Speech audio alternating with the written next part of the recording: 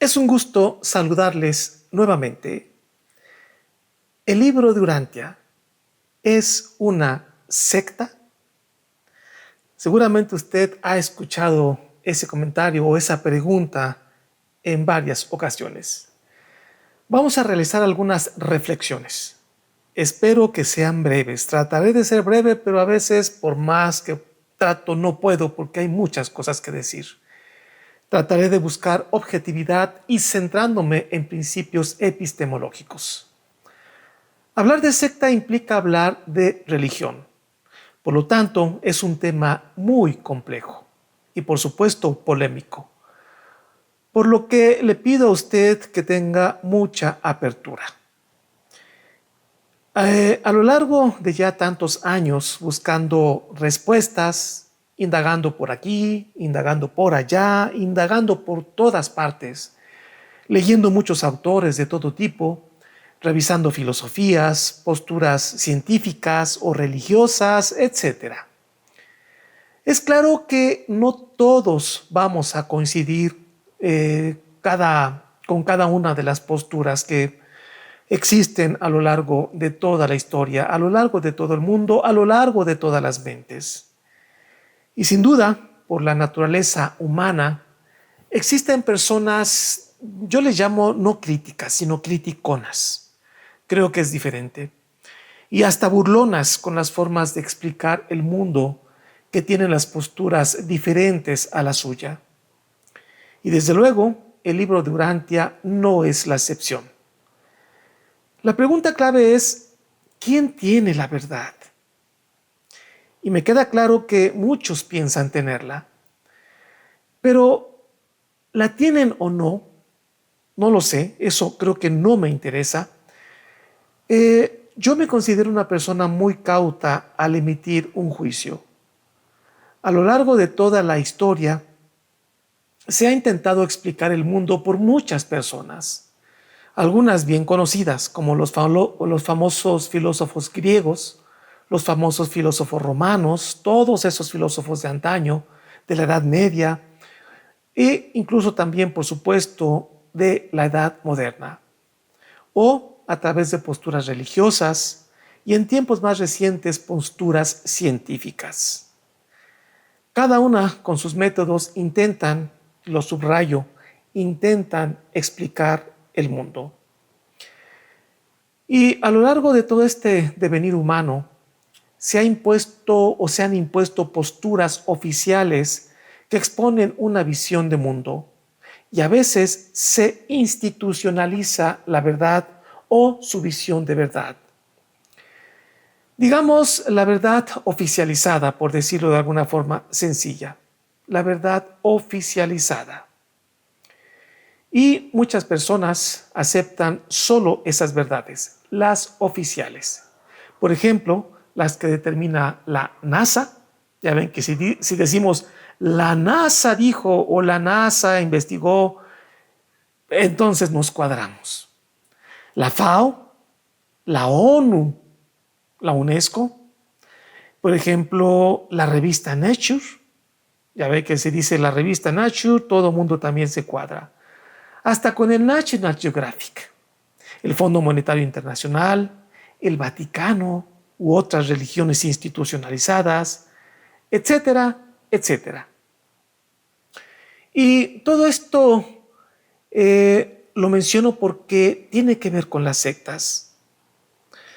Vamos a ver una simple definición del término secta. Vamos a ir al diccionario de la Real Academia Española y nos da 3 definiciones básicas. La número 1 es un conjunto de seguidores de una parcialidad religiosa o ideológica. La número 2, doctrina religiosa o ideológica que se diferencia e independiza de otra. Número 3, conjunto de creyentes en una doctrina particular o de fieles a una religión que el hablante considera falsa. Bien, creo que con estas 3 definiciones podemos hacer algunas reflexiones. Creo que no necesitamos más. No estamos haciendo una tesis doctoral para ir a definiciones o descripciones más complejas de los términos. Vemos que, de inicio, la primera y la tercera en cierto sentido quedan descartadas, porque el libro de Urantia no es un conjunto de seguidores o de creyentes, porque estamos hablando de un libro, de una cosa y no de personas. Podría aplicar la segunda, porque dice que es una doctrina religiosa o ideológica. Y según la Real Academia, dice que una doctrina es un conjunto de ideas u opiniones religiosas, filosóficas, políticas, etcétera, sustentadas por una persona o grupo. Si esto es correcto, aplica, digamos, medianamente al libro de Urantia. El libro de Urantia, efectivamente, son un conjunto de ideas u opiniones religiosas y filosóficas, etc. Pero no están sustentadas por una persona o personas. Según la Fundación Urantia, y por supuesto siempre parto del principio hipotético de que si ellos son verdaderos o si esta fuente es verdadera, este libro está sustentado por un conjunto de seres espirituales. Sospecho que por sí mismo el libro de Urantia no puede ser una secta. Más bien, el libro de Urantia puede provocar la creación de sectas, que son cosas diferentes. Yo más bien me plantearía si este controversial libro está creado por una secta. Eso yo creo que es un planteamiento fundamental. Pensar que el libro de Urantia fue creado por una secta. Eso sí es posible, ¿por qué no? De acuerdo a las definiciones, sí. Sí existen sectas emanadas del libro de Urantia. Eso yo no tengo ninguna duda. ¿Por qué? Pues es creo que muy sencillo. Nos dice la definición que una secta es doctrina religiosa o ideológica que se diferencia e independiza de otra. Claramente el libro de Urantia propone una nueva forma de mirar, no solamente el tema religioso, sino además filosófico y científico. Una de las cosas que propone el libro azul es un nuevo tipo de religión. A la larga más bien vaticina abandonar las religiones evolutivas del tiempo y del espacio para abrir paso a la religión revelada, el contacto directo interno con Dios que cada ser humano puede realizar. En otras palabras, una religión sin instituciones, sin intermediarios. Es claro entonces que el libro azul conduce a sus lectores a una sectarización de las posturas oficiales. También el libro azul puede aplicar a la primera definición en el sentido que puede llevar o crear un conjunto de seguidores de una parcialidad religiosa o ideológica, ya que el libro de Urantia no descarta, ¿cómo decirlo? No descarta la totalidad de la visión de religiones oficiales. Comparte muchas cosas, pero otras no, y esas otras son esenciales. Con esto nos quedaría claro que el libro azul no es una secta, pero sí crea sectas. Y eso me parece muy natural, ya que es parte de la propia naturaleza evolutiva del ser humano. El problema con el término secta es que ha sido usado, ¿cuál será la palabra correcta? Peyorativamente, muchas veces ignorando su significado. Quizá socialmente pareciera delito no pertenecer, digamos, a lo oficialmente aceptado. El ser humano tiene la necesidad de pertenecer, pero si lo vemos de manera muy fría, Jesús mismo fue un sectarista. Si lo ha analizado, se lo ha preguntado. Al parecer existen dos líneas en la etimología de secta. Por una parte, viene de seguir a alguien o a alguna forma de ver el mundo. Y la otra, la de cortar, seccionar, dividirse. Yo creo que es notorio observar que el término secta se usa para designar un grupo de personas con cierta orientación religiosa o con credos ocultos que salen de lo oficialmente aceptado. Cuando escuchamos el señalamiento hacia un grupo, o en este caso, por ejemplo, cuando se le señala al libro Durantia de ser una secta, ¿sí? O a un grupo cuando decimos, esa es una secta, no sé usted, pero inmediatamente nos remite a algo malo, a que es un grupo de personas que hacen cosas extrañas, cosas raras, digamos cultos macabros, sacrificios de animales, rituales negros, o pinchar con unas agujas algunos monigotes de tela raros, etcétera. Creo que le llaman vudú, ¿verdad? Bueno, grupos que hacen cosas raras, que no hacen, digamos, los grupos oficiales. Al menos eso es lo que socialmente se nos ha impuesto con el término secta. ¿Por qué no pensar que lo oficial, por ejemplo, los que gobiernan la religión católica, imponen sus cultos y sus rituales como los únicos aceptados? Cualquiera que se salga del establo es un hereje. No debemos olvidar que el mundo que vivimos está muy lejos de ser perfecto. No tengo duda que las instituciones no funcionan como debiera ser. Quien tenga duda, observe la enorme cantidad de injusticias y sufrimiento humano que hay por todos los países.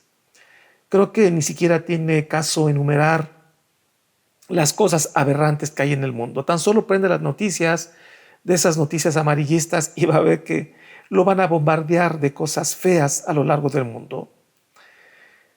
Me pregunto, ¿qué es más pecaminoso? ¿Seguir una línea que con toda claridad no ha logrado una equidad y sanidad social? ¿O seccionarse, es decir, volverse una secta para buscar nuevas y creativas formas de resolver eso que lo oficial no ha podido resolver? Si no aceptas lo oficial, perteneces al demonio. Eso es lo que nos están diciendo a lo largo de muchos años y mucha gente inocentemente se ha dejado convencer. Si a usted esto le parece correcto, le pido estudie los abusos cometidos en la Edad Media por parte de la religión oficial. La ignorancia ha permitido que la sociedad acepte la visión de aquellos que han gobernado el mundo. Con estas reflexiones estoy buscando dónde está escondido el demonio. De inicio les digo, no es en la acción de sectarizarse donde se esconde el mal. Todo mundo tenemos el derecho de volvernos una secta, es decir, separarnos y volvernos seguidores de otra ruta de vida. Veámoslo de esta forma. Todos tenemos claro una cosa. Vamos por la vida buscando sentido. Dígame si no le pasa a usted. Dígame si no con tanta incertidumbre, con tantas dudas, con tanto desconocimiento, vamos por la vida buscando algo que nos dé sentido, algo de que sujetarnos para sentir seguridad. Buscamos respuestas, tratando de hallar algo o alguien que nos haga entender que la vida que vivimos tiene un propósito. Buscamos una explicación lógica de esta realidad, pero siempre limitada a nuestra capacidad de pensamiento. Y en toda esta búsqueda siempre surgen líderes, ya sean científicos, filosóficos y religiosos, que proponen o imponen una respuesta o explicación al fenómeno de la vida. Usted recuerde, hay científicos famosos que salen en los noticieros oficiales, en las revistas oficiales, igual hay religiosos que salen por todas partes, igual filósofos, en fin, esa es la versión oficial que siempre se nos ha vendido como correcta. Pero no debemos olvidar que el ser humano tiene capacidad de pensamiento individual. Cada uno de nosotros tenemos capacidad de pensar por sí mismos, de tomar libres decisiones. Cada cual decide sobre el concepto de mundo que le satisface. Cada cual usará el libre albedrío donado por quien usted guste, si no quiere llamarle Dios, por quien usted guste, por el azar, por el cosmos, no lo sé, para establecer el sentido de la vida con el cual estoy de acuerdo. En esta vida hay para todos los gustos. Hay ateos y creyentes, razas amarillas, blancas y negras, o prietos como yo, y muchos más. Tenemos pobres y ricos, artistas y astronautas, mujeres y hombres, personas bondadosas y asesinos brutales. Tenemos niños y ancianos, seguidores de modas diferentes. Tenemos obesos y flacos, seguidores de Buda, de Hermes Trismegisto, de Elvis Presley, o quien le gusta de John Lennon, no conozco los modernos, o de Jesucristo. Hay quien le gusta escalar montañas, otros no se arriesgan y buscan mejor, ¿qué le puedo decir?, los juegos de mesa. Hay quien muere por un ramo de flores, pero otras prefieren un Mercedes-Benz. Hay quien pone la otra mejilla, otros responden con un garrote. Hay quien busca estatus con un perro finolis. Otros preferimos darle un hogar al pulgas. Entonces me pregunto si no el ser humano es de naturaleza sectarista. Creo que los únicos que no son sectaristas son las computadoras.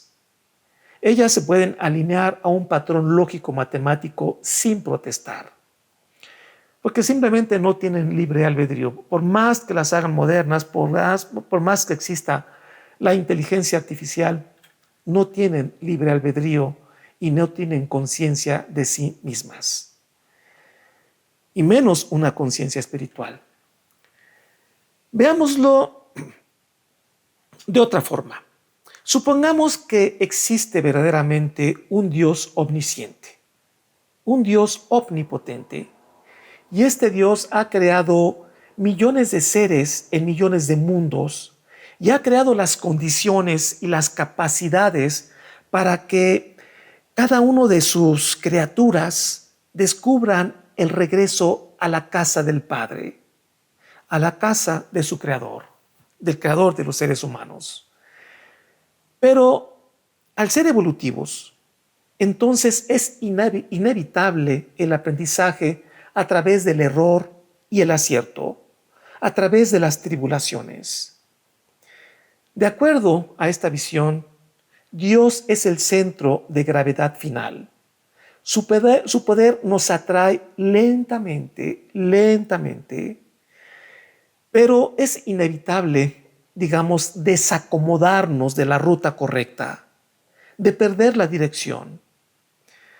Para regresar al Padre existen billones de rutas, pero una sola dirección. Claro, esto no es para ateos. Estoy hablando del supuesto de que Dios es real, de que Dios existe, como lo dije hace ratito. Si es así, solamente hay una dirección hacia el Padre, pero existen billones de rutas. Cada cual, con sus capacidades de discernimiento, tratará de orientar su nave mental hacia la verdad divina. Y en ese tratar podrá adherirse a grupos científicos, a grupos filosóficos o religiosos, Y los digo como pilares porque entre estos obviamente hay subdivisiones. Pero digamos que todos, chuecos o derechos, sin excepción, vamos buscando, sea como individuos o como instituciones, o como país, como estados o como planeta. Me pregunto si de entre todos estos seres o grupos hay alguien afortunado al cual Dios mismo le haya dado la concesión de la verdad para guiar a toda la humanidad hacia la ruta directa hacia el Padre universal. No sé en su caso, pero yo solo conozco uno que le pudieron dar la concesión o que le dieron la concesión. Y obviamente esto lo digo por fe. Se llama Jesucristo. Si usted es escéptico y me pide que se lo compruebe, no lo voy a hacer porque es fe. Y si no entiende esto de ciencia, religión y filosofía, podría estudiarse un curso de 2 o 3 años sobre epistemología para entender que cuando decimos fe, no tenemos por qué probarlo. Por eso es fe. Es un tipo de conocimiento. El problema moderno es que muchos se autoadjudican como dueños de la franquicia de Dios. Pero quizá el problema más grave es que muchos, por una incapacidad de pensamiento, lo avalan, les reconocen esa franquicia y les compran el boleto. El ser humano no solamente tiene el derecho, sino la obligación de orientar su nave de la vida hacia donde su capacidad le indique que se halla nuestro Padre universal. No lo olvide, hay billones de caminos, pero solo una dirección es la que llega al Padre. Si durante años hemos seguido una ruta, pero vemos que esa ruta no muestra los verdaderos valores divinos, entonces, si no cambiamos la ruta, es decir, si no nos separamos y buscamos otro camino, podríamos estar alejándonos de la ruta hacia la verdad universal. Y si es cierto todo esto del mal y del bien, y de Dios y de los mundos demoníacos, pues podríamos estar convirtiéndonos en aliados de las fuerzas del mal. El mundo no está como para pensar que nuestras instituciones nos llevan en la dirección correcta. Por lo tanto, quien por obra de una profunda y sabia decisión no se separe y busque o enderece la flecha hacia Dios, podría retrasar la meta o incluso hasta perderla. A la luz de estas consideraciones y de acuerdo a las 3 definiciones de secta, quiero hacer la siguiente reflexión, tomando estas 3 definiciones. La ruta oficial religiosa tiene verdades mezcladas con mentiras. Si no lo cree, obsérvelo. Observe analíticamente y objetivamente todo lo que se nos dice. Si es así, por lo tanto, en mi caso, parcializo mi andar siguiendo solo las verdades y no las mentiras. Pero, para lograrlo, debo agudizar mi capacidad para distinguir los significados que me permitan distinguir las unas de las otras, es decir, las verdades de las mentiras. Ahí está, empezamos a ver la cola del demonio. Por eso siempre pongo como ejemplo las campañas políticas. Es el mejor ejemplo, ¿sí?, de la situación de un país o de un estado donde se disfrazan las verdades con las mentiras y mucha gente se confunde. Al encontrar que esas verdades mezcladas con mentiras tienen una intención no divina, he preferido independizar mis credos, mis conocimientos para encontrar la dirección correcta. Es decir, prefiero ser secta y no estar adherido a un estado oficial dudoso o corrupto. Y en la tercera parte de la definición, al realizar tal separación de lo oficial, los poderosos oficialistas obviamente me van a expulsar de su rebaño. Y ellos, al contar con la oficialidad a través de los medios de comunicación, pues oficialmente dirán que mi ruta es falsa y que por lo tanto soy demoníaco, soy sectarista. Ok, ahora regresemos a la reflexión final sobre Urantia. Debemos distinguir dos elementos. Una cosa es el libro de Urantia y la segunda es lo que hagan sus seguidores sobre el libro de Urantia. Y ahí es donde la puerca tuerce el rabo.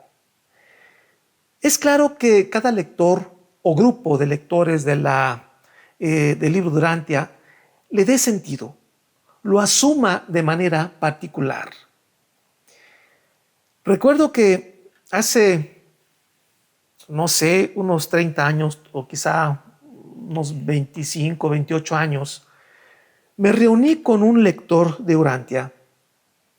En aquellos tiempos eran escasos los lectores, no había lectores y no había forma de buscarlos porque no había internet.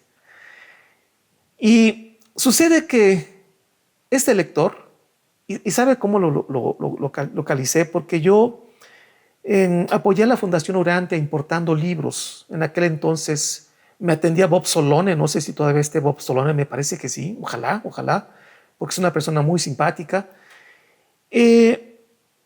Hice algunas importaciones de libros para empezar a tratar de colocarlos en librerías aquí en México, librerías y centros comerciales.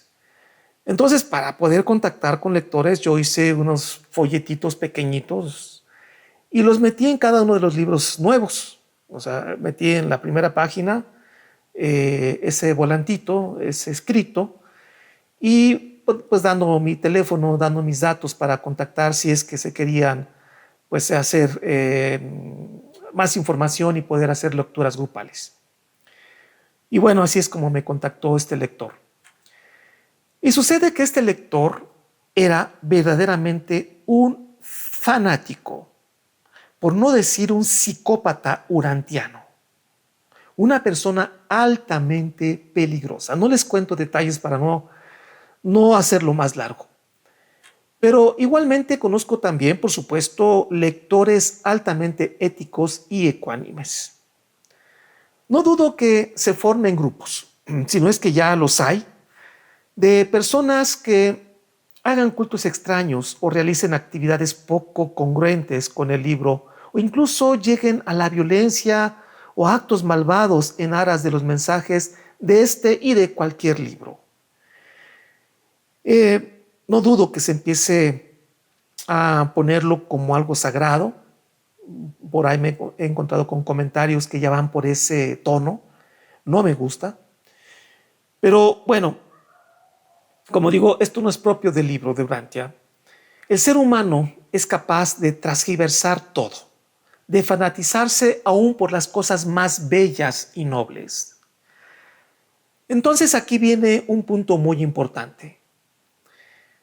Podemos separarnos del redil oficial para hacer cultos o rituales indignos o peligrosos, pero también podemos separarnos del redil para colocarnos en una ruta plena de verdad, belleza y bondad, y hacer el bien a nuestros semejantes.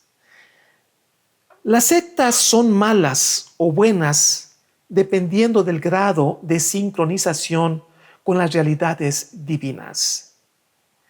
Pero, de igual manera, los grupos o instituciones canónicos u oficiales son buenos o malos dependiendo del grado con que esa sincronización hacia los valores espirituales se dé. ¿En qué medida se dé esta sincronización? Ninguna fuente, sea científica, filosófica o religiosa, oficial o no oficial, escapa al potencial de maldad humana. permanezcamos en aquellas rutas que nos lleven de regreso al Padre y separémonos de aquellos o de aquellas rutas o caminos que nos frenan o estancan o que nos llevan en dirección contraria. Eliminemos el nudo oficial y sectario y vayamos a la esencia, ya que ésta podrá encarrilarnos hacia el Padre. Lo oficial y lo sectario tienen algo en común. Buscan explicar la realidad. El problema radica cuando ni lo oficial ni lo sectario obedecen a principios éticos. Lo oficial y lo sectario pueden basar sus creencias o conocimientos de fuentes verdaderas o hasta divinas. Pero cuando existe maldad en el corazón del ser humano, distorsionará y llevará por mal camino esas fuentes verdaderas o divinas. Los seguidores de cualquier fuente, sean hechos, significados o valores, o ciencia, filosofía y religión, en este caso estamos hablando del libro azul, deberán ejercitar su capacidad de discernimiento en torno a los significados del libro y buscar a toda costa no volverse fanáticos distorsionadores de sus hermosos valores. Por eso he invertido mucho tiempo en explicar el significado de discernimiento de significados. Prácticamente en todos los vídeos le pongo un poquito y en algunos pues he abordado el tema de manera directa. Deberán distinguir que en la vida existen muchas fuentes verdaderas, escritos muy valiosos, hechos científicos invaluables, verdades filosóficas profundas expresadas a lo largo del devenir humano, así como valores espirituales contenidos en escritos sagrados o en las diversas religiones del mundo. No olvide que la religión católica, si bien tiene enormes debilidades, ha logrado mantener en orden a muchas cepas humanas que de lo contrario hubiesen hecho mucho daño a la humanidad. Mi sugerencia es alineémonos, ¿sí se dice así? Alineémonos, creo que sí. Alineémonos a la verdad, belleza y bondad sin importar su fuente, sea oficial o no, y alejémonos de las mentiras o falacias malintencionadas de posibles fuentes o seguidores pecaminosos o fanáticos chiflados, sean urantianos, cristianos, jainistas, shintoístas, protestantes, filosóficos herméticos o de cualquier corriente. Si el libro azul o cualquier otra fuente tiene detrás intenciones pecaminosas o información falsa malintencionada, pues será nuestra misión, primero, realizar un discernimiento profundo, objetivo, para descubrirlo, para descubrir el engaño de cualquier fuente, y luego sectarizarnos del mismo libro para buscar otras rutas verdaderas. En suma, si lo que afirma el libro azul es verdadero, no puede ser una secta, simplemente es una revelación divina. Y por ser divina, supera por mucho las posturas oficiales humanas. Y aclaro, si el libro Durantia es verdadero. Si no es verdadero, estamos hablando de otra historia. Las revelaciones se dan para iluminar tiempos oscuros, pero debe quedarnos claro que este libro sí puede crear grupos o individuos sectarios. De hecho, lo está haciendo. Y esto es una consecuencia evidente, ya que muchas instituciones oficiales, no todas, porque hay unas que son muy eficientes y muy verdaderas, han mostrado no ser los caminos con direcciones o las verdades universales divinas. En este sentido, ser una secta es un honor. Ahora bien, si el origen que se le atribuye al libro es falso, es decir, que no es divino, sino muy humano, entonces hablamos de una mentira de inicio. Y probablemente el libro fue creado por una secta. De ser esto correcto, el libro Durantia podría tener la intención, y lo digo no como la única posibilidad, sino como una de tantas posibles intenciones, de sectarizar a la población mundial de las posturas oficiales, particularmente de la religión católica. Pero bueno, sobre el tema de las intenciones del libro Durantia, tengo pendiente hacer un video. Pero es un tema muy delicado. Le he estado sacando, lo quiero hacer desde hace muchísimos años. Hice algunos escritos que no los tengo publicados sobre las intenciones del libro Durantia. Y llegué a algunas conclusiones que me dieron miedo. Por eso la epistemología ayuda mucho, porque le puede ayudar a ser prudente con el conocimiento. Le puede ayudar, si es que entiende bien la epistemología, a no ser fanático. Bien, pues ya se hizo largo el video. Dios mío, qué rápido se pasa el tiempo. Bueno, pues aguánteme un par de minutitos más. No se deje sorprender por el término secta. No les compre la idea de que una secta es necesariamente algo malo o demoníaco. Podría serlo, pero no hay que comprarles esa idea que necesariamente tiene que ser malo. Quizás solo los seres perfectos no son sectarios. La evolución humana se ha dado porque los seres humanos no pensamos igual. La visión, por ejemplo, de Galileo Galilei generó enormes conocimientos nuevos de gran valor. Sin embargo, en su tiempo, Galileo fue atacado, principalmente por los jesuitas intelectuales del Colegio Romano. Galileo era un científico sectarista, porque no encajaba con las ideas oficiales de su tiempo. En fin, ya no quiero seguir. De hecho, ya me cansé de hablar. Creo que de pronto las cosas para mí se ponen muy interesantes. Y bueno, no es fácil también poder discernir estos temas de manera profunda y a veces hacerlo de manera tan clara. También por la censura. Eso, bueno, no puedo hablarlo con claridad porque a veces hay que usar eufemismos en este tipo de vídeos y en este tipo de plataformas. Solo para finalizar, quiero decirles algo que ya mencioné en otros vídeos, por si alguien pues toma mal las posibles, y repito, posibles intenciones del libro Durantia, y sobre todo por los detalles o las cosas que hablé sobre la religión católica. Yo la respeto mucho, yo respeto todas las religiones, todos los cultos, y tengo amigos en muchos tipos de religiones. Pero nada más, como detalle adicional, les platico que mi madre, mi mamita, que ya falleció hace muchos años, se crió en un convento de monjas por muchos años. Pudo vivir de cerca la vida religiosa en este tipo de asociaciones. ¿Y qué creen? Mi padre era sacerdote de la Iglesia Católica.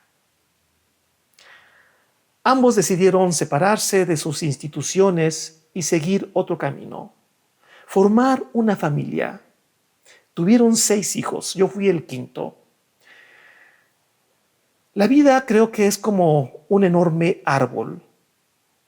El tronco principal, digamos, el principal, el central, el tronco madre, podríamos llamarle, pronto se secciona, dando origen a otros nuevos brazos, que a su vez se subdividen formando un hermoso ramaje. Y observe algo curioso. Las hojas, las flores y los frutos no surgen del tronco o de los troncos originarios, sino de aquellas ramas tiernas que se elevan para recibir las bendiciones de los rayos solares. La oficialización del pensamiento es estandarizar nuestras mentes. El progreso se da gracias a estas nuevas ramas tupidas de flores y frutos. Y algunos existimos gracias a esa seccionalización propia del libre albedrío humano. ¿Usted qué opina? Soy el profesor Javier Posada y que la luz de la verdad ilumine su camino. Hasta la próxima.